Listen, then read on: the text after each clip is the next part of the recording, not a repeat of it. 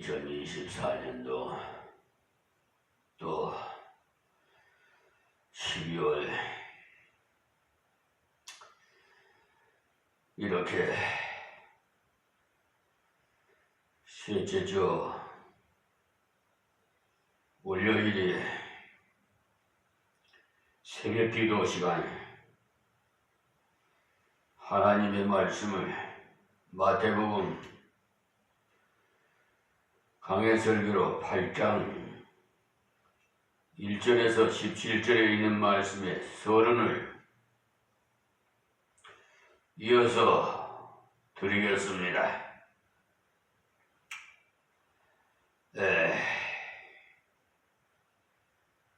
예수님께서 능력과 사랑으로 구원을 하시되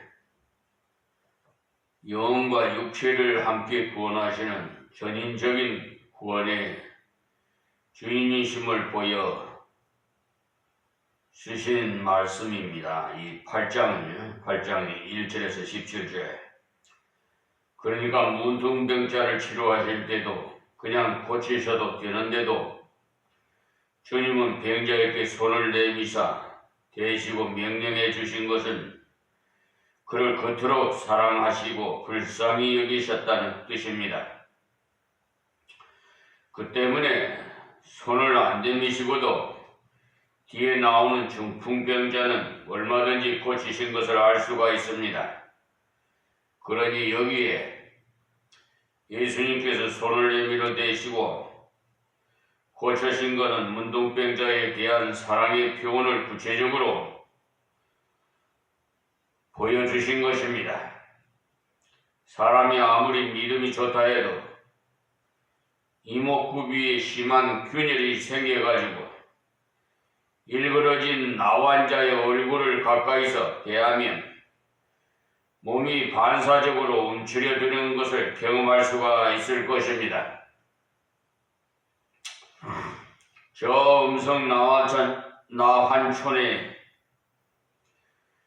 집회에 도착할 때 이들은 약물 치료가 거의 끝난 상태로서 전혀 전염의 가능성이 없다는 그런 지식을 갖고 마음을 단단히 먹고 가지만은 막상 그들과 얼굴을 맞대고 식사를 할 경우에는 기분이 좀 이상해지고 상당히 곤란을 느끼게 됩니다. 그러나 자꾸 만나서 악수도 하니까 거부감이 한결 사라지고 자연스러워지는 것을 느낍니다. 그러나 사실 소외된 그런 사람들을 보면 땅에 소망이 적으면 적을수록 비례해서 한국의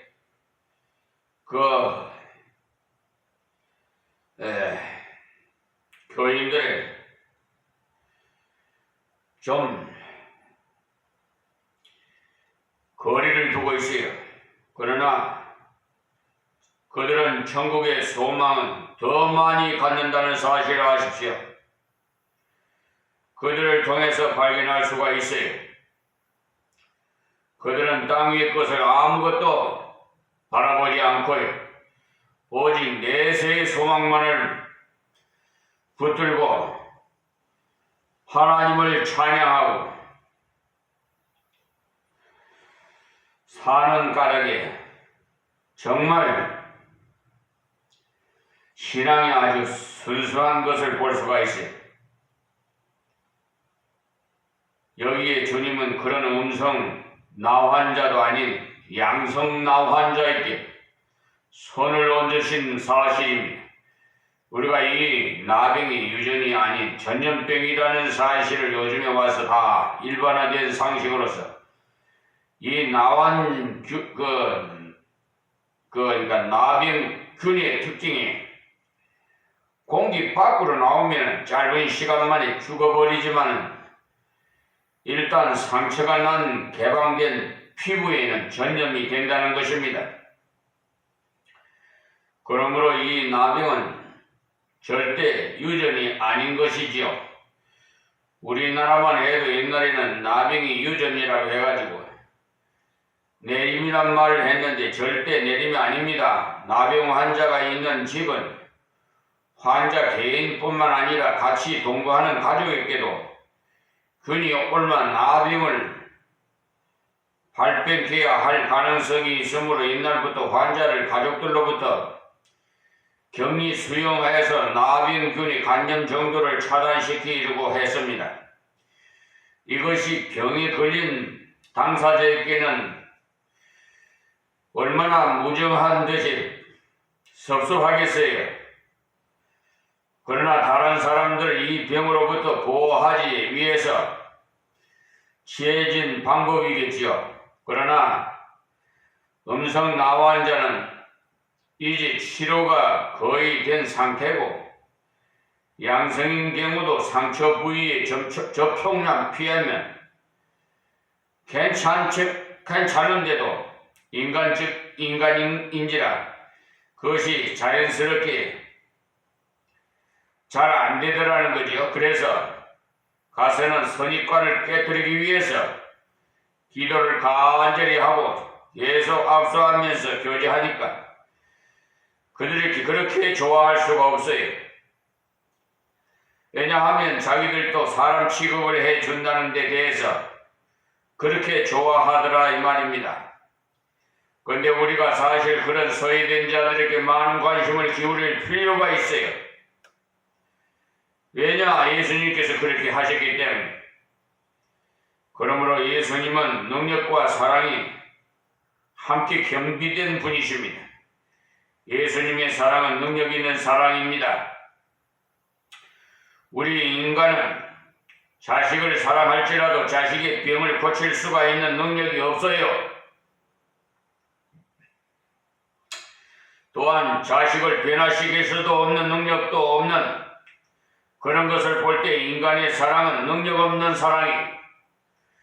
그러나 하나님께서는 우리를 사랑하시는데 그 사랑은 바로 능력 있는 사람이기 때문에 우리의 참다운 구원자가 되는 것입니다. 앞으로 우리가 천국 갈 때도 영혼만이 아니라 육체까지도 변화된 전인적인 부활체로 구원을 받을 것입니다. 아멘. 그리고 예수님께 자기의 연약을 가지고 나간 자는 모두 해결함을 받을 것입니다. 그런데 여기서 한 가지 알아야 되는 것은 어떻게 하면 해결을 받느냐, 이게 중요한 것이 아니고 예수님께서 여기에 무엇을 하시고자 원하셨느냐, 예수님 어떤 분이시냐, 그에 관한 관심을 두고 예수님께 초점을 맞춰야 합니다.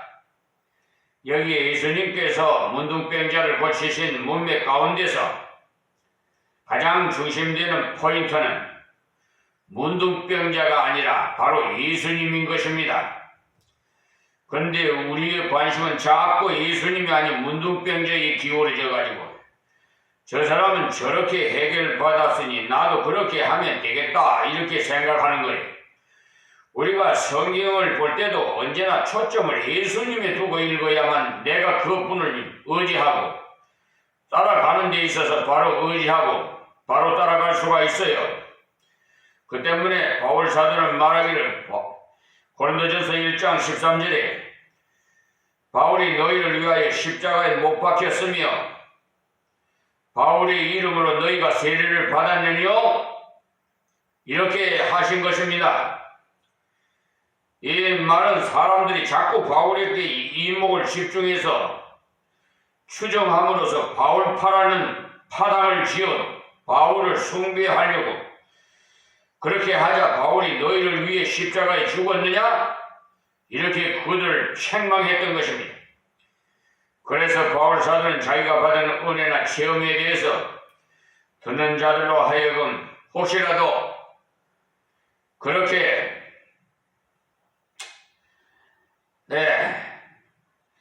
그런 대단한 경험을 한 바울을 특별한 인물로 인식할까봐 두려워서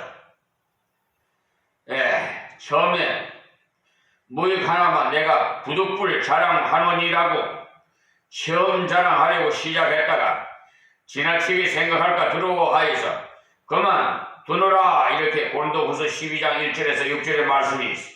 그렇게 말했던 거예요. 그 당시에 바울이 자기 자랑을 시도한 그 이유는 거짓 선지자들이 그들의 특기인 자기 자랑을 너무 많이 하니까 거기에 대응해서 자기도 자랑을 하려고 시도하다가 돌이켜 자기의 약함을 자랑했던 것입니다.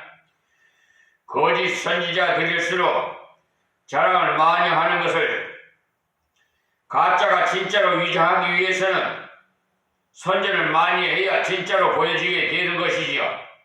그러나 진짜는 별다른 선전 없이도 자체적으로 진짜를 입증할 수 있기 때문에 무슨 선전이 필요치 않습니다.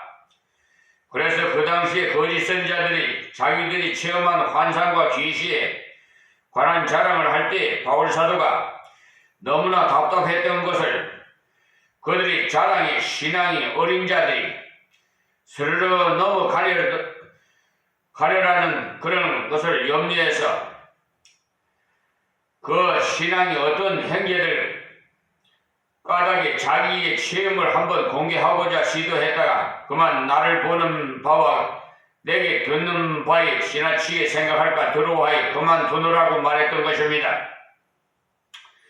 이것이 진정한 주의 사도로서의 올바른 태도인 것이 성도가 예수님께로 가지 않고 바울 자기에게로 오면 안 된다는 겁니다. 바울이 아무리 위대할지라도 바울에게 가면 안 되는 것입니다. 그러한 바울을 통해서 예수를 만나야 하는 것이죠. 그래서 여기서도 그 내용을 보실 때 그렇게 봐야 된다는 것을 말씀드립니다. 그래서 1절에서 4절까지는 문둥병자를 깨끗게 하시는 내용인데 본문의 제목을 설정하는 데 있어서도 역시 문둥병자가 깨끗하게 되다가 아니고 문둥병자를 깨끗하게 하셨다는 누가 하셨느냐? 바로 예수님께서 하셨다. 이와 같이 예수님께 주도권을 두고 제목을 설정해야 합니다. 자, 그럼 1절 말씀드리겠습니다. 예수님께서 산에서 내려오시니 허다한 무리가 쫓으니라. 이제 예수님께서 산상 설교를 마치시고 내려오셔서 자기의 제자들을 훈련시키기 위해서 이렇게 걸어가고 있는데 예수님의 뒤를 허다한 사람들이 따르더라는 거지요. 자, 2절에 한 문둥병자가 나와 여기 한 문둥병자라는 것은 무엇을 의미해 주는가 하면 하나님을 허다한 사람들이 따랐지만은 그 예수님 앞에 자기의 결점을 내놓는 사람 별로 없더라는 거예요. 예수님께서 산 위에서 분명히 말씀하시기를 심령이 가난한 자는 복이 있나니 그리고 애통하는 자는 복이 있나니라고 하실 때 대부분이 군중들이 그 말씀을 다 들었지만은 거기에서 진정 자기의 가난을 인정하고 나는 이렇게 죄가 많습니다. 이렇게 문제투성입니다. 이렇게 예수님 앞에 문제를 내놓는 자는 큰 복을 받은 사람이에요. 왜냐하면 예수님 말씀을 액면대로 믿어버렸다는 뜻이기 때문에. 그래서 하나님께서는 믿음이 아니고는 하나님을 기쁘게 해드릴 수가 없다는 말씀이 있습니다. 그때 이 문둥병자가 예수님 말씀을 듣고는 예수님은 저렇게 말씀하시지만 어떻게 내 병을 부끄러워 말할 수가 있겠나? 이렇게 많은 사람들이 있는데 그런 말을 할 경우에 당장 매장 당하지 않겠냐? 그렇게 생각하기 쉬워요. 이때 이 문둥병자는 틀림없이 먼 발치에서 주의 말씀을 들었거나 소문으로 들었을 것입니다. 왜냐하면 당시에 문둥병자들은 이스라엘 공동체에 들어오는 것이 허락되지 않았기 때문에 되도록이면 숨으려고 노력을 했을 것입니다. 그래서 병이 안 걸린 것처럼 위장하기 위해서는 사람들에게 발각되지 않을 만큼의 거리를 유지하면서 사람들로부터 소외되어 있었던 것입니다. 그래서 문둥병을 가르쳐 옛날부터 뭐라고 하는가 하면 자기 모르고 3년, 자기 알고 3년, 남이 알고 3년이라고들 말하는데 유대나라는 오히려 더 심한 것은 유대나라의 문둥병자는 율법의 규정에 따라서 공동체에서 격리된 사실을 보면 알 수가 있어요. 그래서 레위기 13장 45절을 참고해 보시면 그 당시에 문둥병자로 선고받은 사람은 옷을 찢고 머리를 풀어 윗입술을 가리우고 외치기를 부정하다 할 것이요. 그러니까 문둥병자는 모발을 단정히 빗으며 절대 안 되게 되어 있음으로써 머리를 풀어서 헤쳐서 산발을 하고 옷도 찢어서 너절하게 입고 길을 갈 때 사람이 20m 간격으로 접근해 오면 즉시 입에다가 손을 갖다 대고 나는 부정하니까 내게 가까이 오지 마시오 하면서 부정하다고 계속 소리 질러야 하는 것입니다. 만약에 그런 말을 해주지 않아서 다른 사람이 옆에 스쳐버리게 되는 날에는 단번에 돌로 쳐 죽여도 아무 죄가 없도록 율법이 명시해 놓았어요. 그래서 반드시 부정하다는 말을 해줘야 하는 것입니다. 그러므로 이 문둥병자라는 자체를 대단히 수치스럽게 생각했던 것이죠. 특히 유대인들은 이 문둥병을 저주의 상징으로 봤어요. 모세의 누이 미리암이 모세를 대적했다가 당장 문둥병이 걸렸고 또 유명한 엘리사의 종 기하시가 돈을 훔쳤다가 문둥병이 걸리기 때문에 문둥병은 곧 저주로 알았던 것입니다. 우리나라도 이와 비슷한 사상에서 문둥병을 가리켜서 하늘에 내린 벌이라 하여서 곧 천형이라 불렀는데 사실은 그렇지가 않다는 것입니다. 그러니 우리는 문둥병자를 볼 때 천벌을 받아서 병이 걸렸다는 그런 생각은 절대 하지 않아야 합니다. 그 당시에 이스라엘에서 그 나병 환자들이 격리 수용돼서 살게 된 것은 그 병이 전염되는 것이라서 생각되었기 때문이라 하기보다는 그 병이 부정한 것이라는 율법적인 의미가 있었기 때문에 공동체의 교제에서 쫓겨나서 추방당하여 살았던 것입니다. 여기 이 사람을 가리켜서 한 문둥병자라고 강조해서 기록한 것을 볼 때 그 당시에 그 장소에서 문둥병자가 수두룩하게 많이 있었으나 그 중에서 이 사람만 유독이 주님 앞으로 나왔다는 그 자체는 이 사람의 마음이 굉장히 가난했다는 것과 그리에 그 마음에 정말 애통하는 마음이 있었다는 사실을 가르쳐주고 있어요. 그래서 이와 비슷한 실리를 다른 복음서인 누가복음 4장을 보시면 거기 예수님께서 자신을 목수 요셉의 아들이라는 인간적인 면만 보고는 하나님께서 보내신 메시아로 깨닫지 못하는 그들의 불신앙을 지적하시면서 복음이 오히려 낯선 이방인들이 믿는 모든 자에게 임한 사실을 예를 들면서 말씀하시기를 누가복음 4장 27절에 또 선지자 엘리사 때 이스라엘에 많은 문둥이가 있었으되 그 중에 한 사람도 깨끗함을 얻지 못하고 오직 수리아 사람 나아만뿐이니라. 이렇게 아주 희귀한 기록이 남아 있어요. 앞에서도 말했듯이 이스라엘에 문둥병자가 그렇게도 많았지만 아무도 나은 사람이 없었고 오직 수리아 사람 나아만이라는 사람이 와서 나를 고쳐주소서 하면서 나왔기 때문에 고침을 받았다는 것입니다. 나아만이라는 사람은 지금으로 말하면 국방부 장관에 해당하는 사람으로서 그 당시에 아람 나라인 수리아의 군대 장관으로 있었던 것입니다. 그런데 이 나아만이 왕 앞에서 크고 존귀한 자로 그 나라의 국방을 담당할 중요한 위치에 있었으나 문둥병에 걸린 불행한 사람인 것이죠. 그래서 아랍 군대가 이스라엘을 침입했을 때 작은 이스라엘 소녀를 하나 사로잡아 나아만의 종을 삼고 있었는데 그 계집 쪽으로부터 엘리사의 소개를 받고 찾아갔는데 이 나아만은 자신의 신분인 만큼 큰 대접과 환영을 기대하면서 엘리사의 집에 당도했으나 상황은 나만이 기대한 것과 너무나 달랐기에 방으로 들어오라는 말도 없이 엘리사의 사환이 하나가 밖으로 나와서 나만에게 하는 말이 요단강에서 7번 씻으라.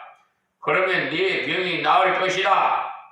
이렇게 전해주고 안으로 쑥 들어가 버렸어요. 나아만은 문전에서 멸시받은 사실을 차치에 두고라도 아람 나라의 그 강보다도 훨씬 더러운 이스라엘 요단강 물에서 모욕을 하라는 그것도 한 번이 아닌 7번씩이나 하라는 말이 그의 합리적인 사고로는 도저히 이해가 되지 않았어요.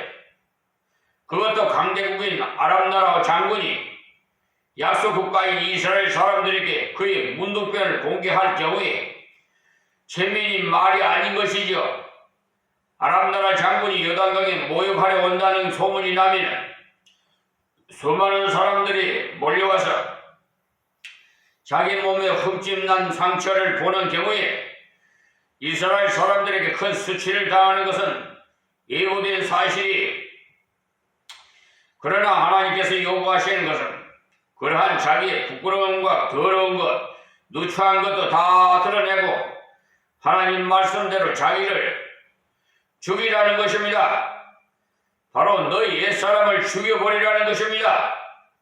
그리고 물속에 들어가되 몇 번이나 들어가야 하는가? 7번을 들어가야 이렇게 명하신 겁니다. 곧 완전하게 들어가 버리라는 말이, 그래서 요단강 물에 들어갔는데 6번을 들어가도 전혀 병이 나은 조짐이 없었어요. 만일 그때 6번째 들어갔을 때 한 60% 정도의 치료 효과가 나타났다면 나아만은 나머지 한 번만은 큰 힘을 얻어 들어갈 것이나 전혀 그런 기미가 없었어요. 그러나 마지막 7번째를 완전히 들어가니까 그의 문둥병이 완전히 나았던 것입니다. 우리가 성경에 보면 실자라 7번, 실자라는 것은 완전수를 말하지요. 그러니까 완전히 믿어야 돼요. 그러니까 구약의 사람도 역시 자기 부정을 하지 않는 사람은 결코 은혜를 입을 수가 없어요. 여기 나만도 보면은 처음부터 자기 부정을 못했던 것이 엘리사의 말에 자존심도 상하고 또 낳는 방법도 합리적이지 못해서 돌아가려고 했을 때 나만의 종들이 말리면서 간청하기를 내 아버지여, 만일 선지자가 당신을 명하여 큰 일을 행하라 하셨다면 행치 아니하였겠나이까? 왜 당신은 그가 씻어 깨끗하게 하라는 것을 행치 아니하려고 하시나이까? 이 말은 이보다도 더 어려운 요단강 물을 다 퍼내라는 그런 뜻이라도, 큰 일이라도 시키면 지금 형편에 못하겠습니까? 당장 할 것이라는 말이, 자기 군사들을 풀어서라도 그런 큰 일을 다 해냈을 것인데 하물며 이 더운 날에 7번 모욕하는 일은 결코 어려운 일이 아니라 쉬운 일인데 왜 당신은 문둥병을 고치지 않고 다시 돌아가겠다고 하느냐는 것이. 그러므로 하나님께서 우리에게 요구하시는 것은 어렵고 힘든 일을 요구하시는 것이 아니고 완전한 믿음과 완전한 순종을 요구하시는 것입니다. 제가 7자를 말씀드렸죠. 7번. 이 완전수죠. 그러니 우리의 불신앙과 인간 이성이 합리적인 사고를 내어버리고 하나님 말씀에 대해서 전폭적으로 신뢰하는 것이 필요하다는 말씀입니다. 그래서 여기서 한 문둥병자가 나오라고 했어요. 다 나은 것이 아니고 한 사람이 문둥병자가 예수님께 나와서 절하고 가로되 주여 원하시면 저를 깨끗게 하실 수 있나이다 하거늘. 그러니까 여기에 이 사람이 가지고 온 태도를 보면 예수님 나를 고쳐주소서라고 하지 않고 원하시면 저를 깨끗게 하실 수 있나이다. 이 말은요 곧 주님이 원하시지 않는다면 자기는 낫지 않아도 상관이 없다는 말이에요. 성경에 가만히 보면은요, 자기는 낫지 않아도 상관이 없다는 그런 말이에요. 십자가 옆에 있던 한 강도도 주여 나를 천당 가게 해 주소서라고 하지 않고 예수여 당신의 나라에 임하실 때 나를 생각하소서라고 할 때 예수님께서 이르시되 내가 진실로 네게 이르노니 오늘 네가 나와 함께 낙원에 있으리라. 누가복음 23장 42절에서 23장 그렇게 보십시오. 여기에 이 사람은요, 자기가 천국 갈 자격이 있다고 전혀 말하지 않은 것은 지금까지 강도질만 하던 사람이 무슨 영치로 자기 자격에 대해 논할 수가 있느냐는 거죠. 그래서 그가 예수님께 오직 할 수 있는 말은 예수의 당신의 나라에 임하실 때 나를 생각하소서. 곧 주님이 자기를 긍휼히 여기 주실 것을 간구하는 말입니다. 그러니까 바로 이 말은요, 예수님께 온전히 자기를 의탁했다는 것입니다. 그럴 때 예수님께서 오늘 내가 나와 함께 낙원에 있으리라, 그야말로 파격적인 선언을 해 주신 것입니다. 여기에 이 사람이 현대에 살고 있는 교인이라면 예수님께 틀림없이 이런 식으로 말했을 것입니다. 무엇이고 하니까 예수님, 제가 이런 문둥병으로 만신창이 된 몸을 이끌고 몇십 리 되는 이곳까지 찾아오느라고 얼마나 애를 먹었는지 아시겠지요? 이런 저희 열심을 봐서라도 불쌍히 여기시고 저를 고쳐주소서. 우리는 흔히 이와 같은 종류의 기도를 잘해요. 주여, 제가 이 추운 설날인데도 불구하고 이 차가운 데에 앉아서 지금 기도를 하나이다. 이 삼복더위에 꿇어 앉아서 기도하여 무릎이 이렇게 낙한 무릎이 되었나이다. 이렇게 아주 시적으로 주님을 감동시키려고 하는데, 그럴 경우에 사람은 혹 감동할지는 몰라도 하나님은 감동하시지 않습니다. 흔히 우리는 하나님 앞에 자신의 어떤 노력이나 집념 등을 자꾸 제시하는데요, 그런 것은 하나님 앞에 아무 가치가 없어요.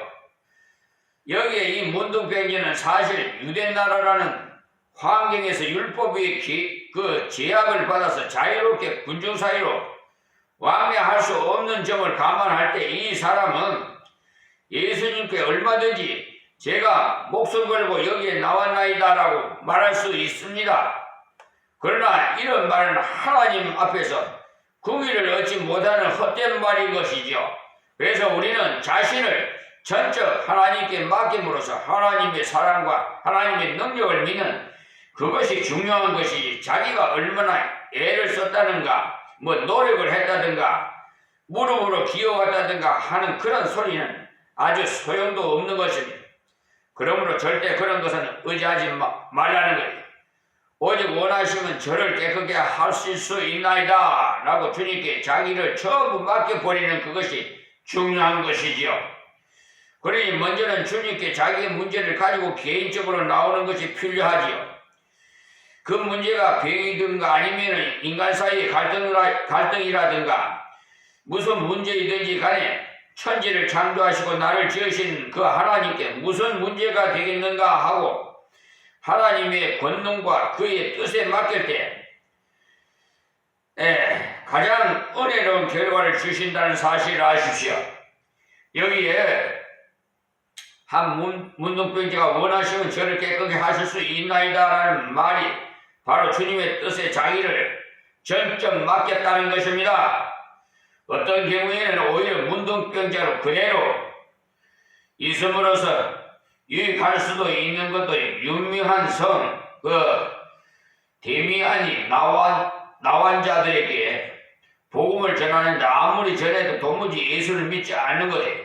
왜냐하면 그들의 말인즉 당신 같은 그 멀쩡한 사람은 예수도 믿고 앞으로도 무슨 희망도 있지만은 당신은 우리같이 문둥이가 한번 되어보면은 그것이 가능할 것 같으나 그래서 그는 하나님께 기도하기를 하나님 나에게 문둥병을 주옵소서 하고 불을 쬐고 있는데 피부에 감각이 없더라는 거예요.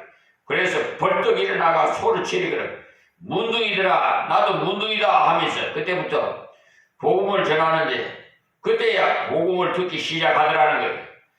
그러니까 그 사람들은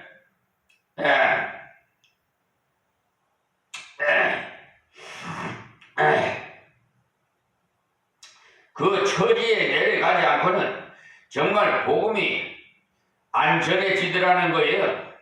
그러므로 우리가 하나님의 뜻에 맡기는 이것이 겉으로 합당하는 것입니다.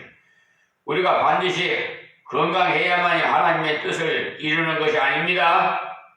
사도 바울과 그 바울 사도가요 그의 육체의 가시를 없애달라고 하나님께 3번 간구했을 때 하나님께서 이르시기를 내 은혜가 네게 족하도다. 이는 내 능력이 약한 데서 온전하여 짐이라고 고린도후서 12장 7절에서 9절에 말씀하셨지요. 그러니까 이 말은 바로 바울 사도 자신이 약해야만이 하나님을 의지하게 되지 만일 몸까지도 건강하면 여러 계시를 받을 것이 지극히 크므로 그만 이단이 될 가능성이 있기에 그 가시는 그대로 있는 것이 유익하다는 겁니다. 그러므로 바울 사도는 도리어 크게 기뻐함으로써 나의 여러 약한 것들에 대하여 자랑하리니라고 말했던 것입니다. 그래서 가만히 보면은 하나님의 뜻에 올바른 깨달으면 전부 태도가 비슷하다는 것을 알 수가 있어요. 그러니까 하나님의 뜻에 전적으로 맡길 때 하나님께서 보시기에 가장 좋은 결과를 주십니다. 오늘은 여기서 말씀을 맺겠습니다. 하나님 고맙고 감사합니다. 아버지여 말씀을 증거하여사오니 생명의 말씀한 저들에게 그 심령에 박히게 하여 주시옵소서. 변화받게 하옵소서. 거듭나게 하옵소서. 모든 병도 치료받게 하여 주시옵소서. 이 유튜브 방송을 시청하는 모든 분들에게 하나님의 은혜가 충만하게 하여 주옵소서. 예수님의 이름으로 기도합니다. 아멘.